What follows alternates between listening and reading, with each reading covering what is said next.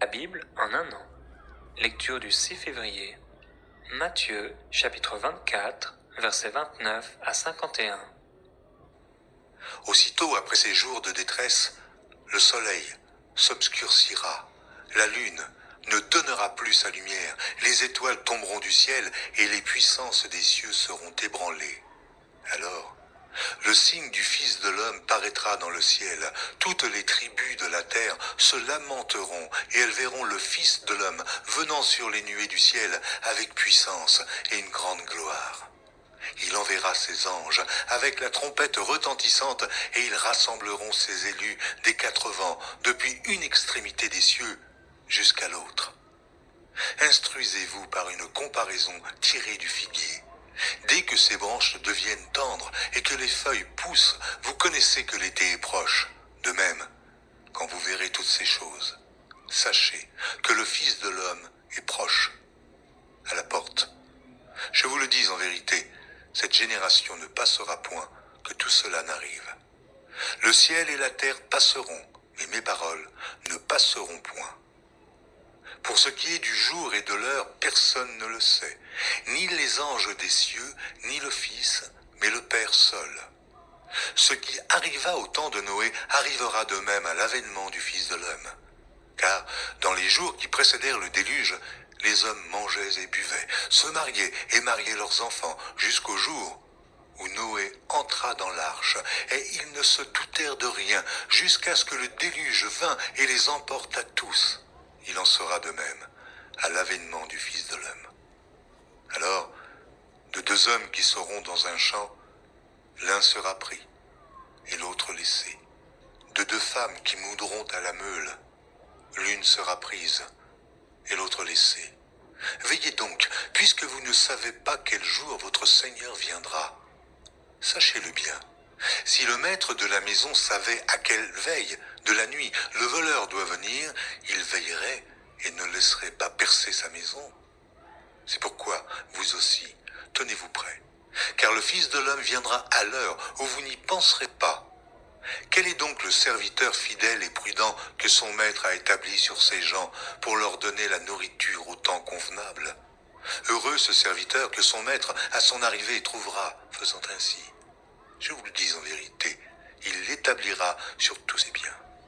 Mais si c'est un méchant serviteur qui dit en lui-même « Mon maître tarde à venir », s'il se met à battre ses compagnons, s'il mange et boit avec les ivrognes, le maître de ce serviteur viendra le jour où il ne s'y attend pas, et à l'heure qu'il ne connaît pas. Il le mettra en pièces et lui donnera sa part avec les hypocrites. C'est là qu'il y aura des pleurs et des grincements de dents. Exode, chapitre 23, versets 14 à 33. 3 fois par an, tu célébreras une fête en mon honneur. Tu observeras la fête des pains sans levain, pendant 7 jours au temps fixé du mois des épis. Tu mangeras des pains sans levain, comme je t'en ai donné l'ordre, car c'est dans ce mois que tu es sorti d'Égypte. Et l'on ne se présentera pas les mains vides devant ma face. Observe la fête de la moisson, des prémices de ton travail, de ce que tu auras semé dans les champs, ainsi que la fête de la récolte, à la fin de l'année, quand tu recueilleras des champs le fruit de ton travail. 3 fois par an, tous tes hommes se présenteront devant le Seigneur l'Éternel. Tu n'offriras pas avec du pain levé le sang de mon sacrifice et la graisse de la victime immolée. Pour ma fête ne sera pas conservée la nuit jusqu'au matin. Tu apporteras à la maison de l'Éternel ton Dieu les prémices de tes premiers fruits du sol. Tu ne feras pas cuire un chevreau dans le lait de sa mère. Moi, j'envoie un ange devant toi pour te garder en chemin et te faire arriver au lieu que j'ai préparé. Tiens-toi sur tes gardes en sa présence. Obéis-lui. Ne lui cause pas d'amertume, parce qu'il ne pardonnera pas vos péchés, car mon nom est en lui. Mais si tu lui obéis, et si tu fais tout ce que je te dirai, je serai l'ennemi de tes ennemis et l'adversaire de tes adversaires. Mon ange marchera devant toi et te conduira chez les Amoréens, les Hittites, les Phéréziens, les Cananéens, les Héviens et les Yébousiens, et je les exterminerai. Tu ne te prosterneras pas devant leurs dieux, et tu ne les serviras pas. Tu n'agiras pas comme ils agissent, mais tu les abattras et tu briseras leurs stèles. Vous servirez l'Éternel votre Dieu. Il bénira votre pain et votre eau, et j'écarterai la maladie du milieu de toi. Il n'y aura dans ton pays ni femme qui avorte, ni femme stérile. Je te ferai parvenir à un âge avancé. J'enverrai ma terreur devant toi. Je mettrai en déroute tous les peuples chez lesquels tu iras. Et je ferai s'enfuir devant toi tous tes ennemis. J'enverrai les frelons devant toi, et ils chasseront loin de toi les Héviens, les Cananéens et les Hittites. Je ne les chasserai pas en une seule année loin de toi, de peur que le pays ne soit désolé et que les animaux sauvages ne se multiplient contre toi. Je les chasserai peu à peu, loin de ta face, jusqu'à ce que tu puisses hériter du pays. J'établirai ta frontière depuis la mer des Joncs jusqu'à la mer des Philistins, et depuis le désert jusqu'au fleuve. Car je livrerai entre vos mains les habitants du pays, et tu les chasseras devant toi. Tu ne concluras pas d'alliance avec eux, ni avec leurs dieux. Ils n'habiteront pas dans ton pays, de peur qu'ils ne te fassent pécher contre moi, car tu servirais leurs dieux, et ce serait un piège pour toi. Exode chapitre 24. Dieu avait dit à Moïse, « Monte vers l'Éternel toi-même, ainsi qu'Aaron, Nadab et Abihu, et 70 des anciens d'Israël, et vous vous prosternerez de loin. Moïse s'approchera seul de l'Éternel, les autres ne s'approcheront pas, et le peuple ne montera pas avec lui. » Moïse vint rapporter au peuple toutes les paroles de l'Éternel et toutes les ordonnances. Le peuple entier répondit d'une même voix, « Nous exécuterons toutes les paroles que l'Éternel a dites. » Moïse écrivit toutes les paroles de l'Éternel. Puis il se leva de bon matin. Il bâtit un autel au pied de la montagne, ainsi que 12 stèles pour les 12 tribus d'Israël. Il envoya de jeunes Israélites pour offrir des holocaustes et pour immoler des taureaux en sacrifice de communion à l'Éternel. Moïse prit la moitié du sang qu'il mit dans des bassines et répandit l'autre moitié du sang sur l'autel. Il prit le livre de l'Alliance et le lut au peuple. Ils dirent, « Nous exécuterons tout ce que l'Éternel a dit, et nous obéirons. » Moïse prit le sang et répandit le sang sur le peuple en disant, « Voici le sang de l'alliance que l'Éternel a conclue avec vous, sur la base de toutes ces paroles. » Moïse monta avec Aaron, Nadab, Abihu et 70 des anciens d'Israël. Ils virent le Dieu d'Israël. Sous ses pieds, c'était comme un ouvrage de saphir étincelant, comme le ciel lui-même dans sa pureté. Il n'étendit pas la main sur l'élite des Israélites. Ils eurent une vision de Dieu. Puis, ils mangèrent et burent. L'Éternel dit à Moïse, « Monte vers moi sur la montagne et reste là. Je te donnerai des tables de pierre, la loi et le commandement que j'ai écrit pour les enseigner. » Moïse se leva avec Josué, son assistant, et Moïse monta sur la montagne de Dieu. Il dit aux anciens, « Attendez-nous ici jusqu'à ce que nous revenions auprès de vous. Voici qu'Aaron et Our seront avec vous. Si quelqu'un a une affaire à régler, c'est à eux qu'il s'adressera. Moïse monta sur la montagne, et la nuée couvrit la montagne.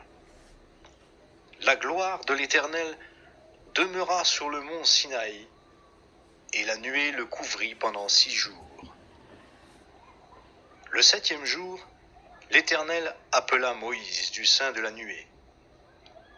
L'aspect de la gloire de l'Éternel était aux yeux des Israélites comme un feu dévorant au sommet de la montagne.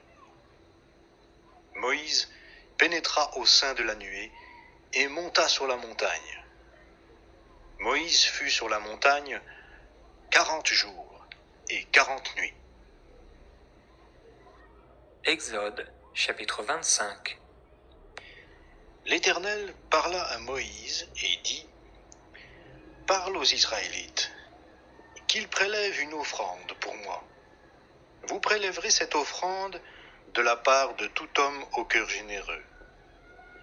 Voici l'offrande que vous prélèverez de leur part : de l'or, de l'argent et du bronze, des étoffes violettes, pourpres et cramoisies, du fin lin et du poil de chèvre, des peaux de bélier teintes en rouge et des peaux de dauphin, du bois d'acacia, de l'huile pour le candélabre, des aromates pour l'huile d'onction et pour le parfum aromatique, des pierres d'onyx et d'autres pierres pour la garniture de l'éphod et du pectoral.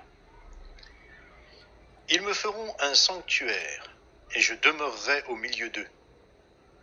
Vous exécuterez tout selon le modèle du tabernacle et selon le modèle de tous ces ustensiles que je te montrerai. Ils feront une arche en bois d'acacia.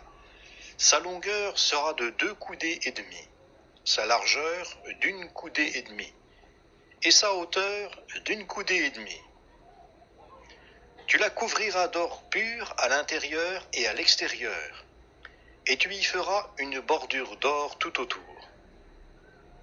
Tu fondras pour elle 4 anneaux d'or, et tu les mettras à ses 4 coins, 2 anneaux d'un côté et 2 anneaux de l'autre côté. Tu feras des barres en bois d'acacia, et tu les couvriras d'or.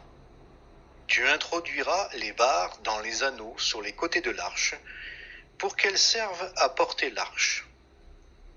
Les barres resteront dans les anneaux de l'arche, et n'en seront pas retirées. Tu mettras dans l'arche le témoignage que je te donnerai. Tu feras un propitiatoire d'or pur. Sa longueur sera de 2 coudées et demie, et sa largeur d'1 coudée et demie. Tu feras 2 chérubins d'or aux 2 extrémités du propitiatoire. Tu les feras d'or battu, un chérubin à l'une des extrémités et un chérubin à l'autre extrémité.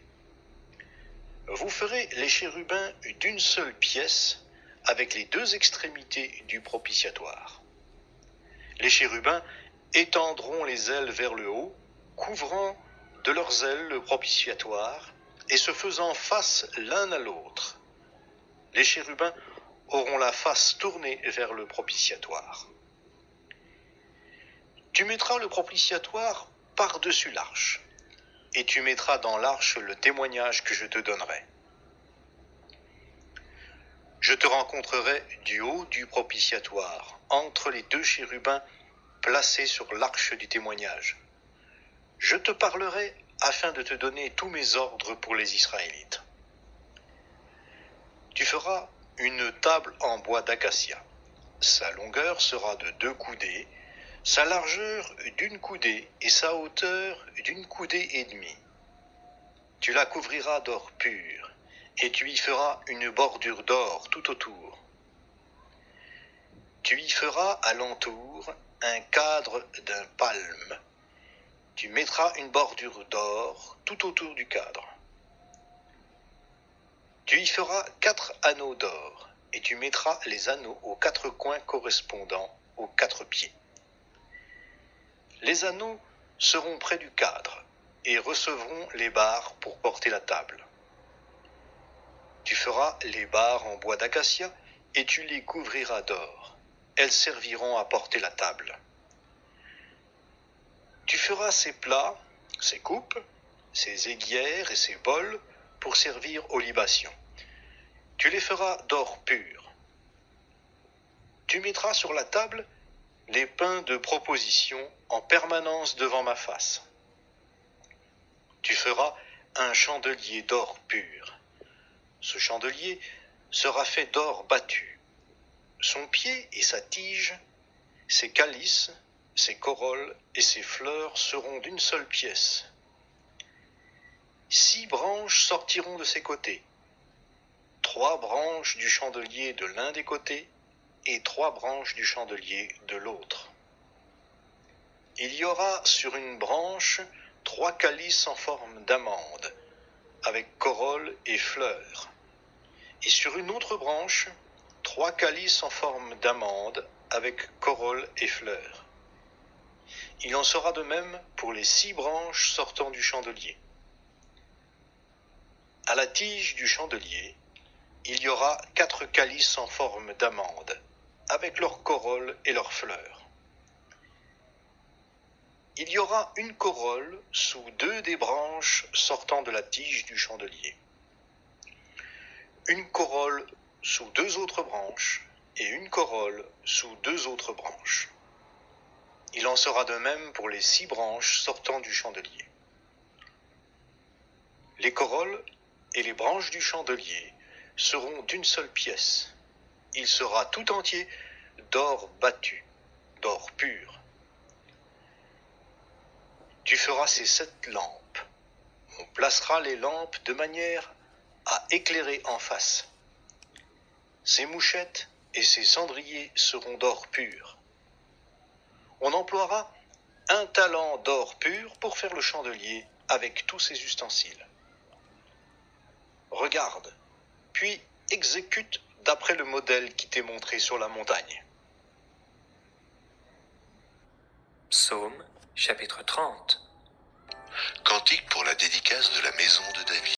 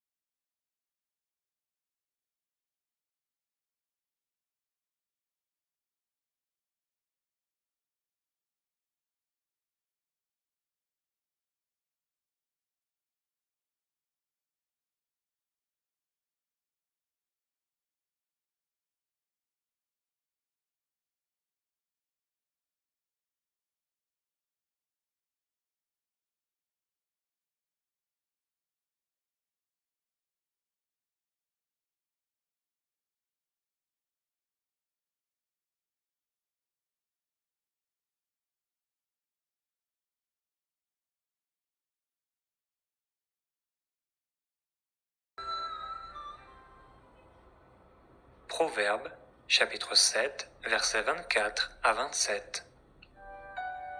Et maintenant, mes fils, écoutez-moi, et soyez attentifs aux paroles de ma bouche.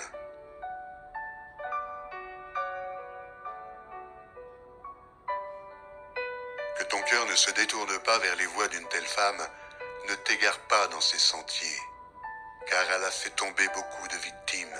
Ils sont nombreux, tous ceux qu'elle a tués. Sa maison, c'est le chemin du séjour des morts. Il descend vers les demeures de la mort.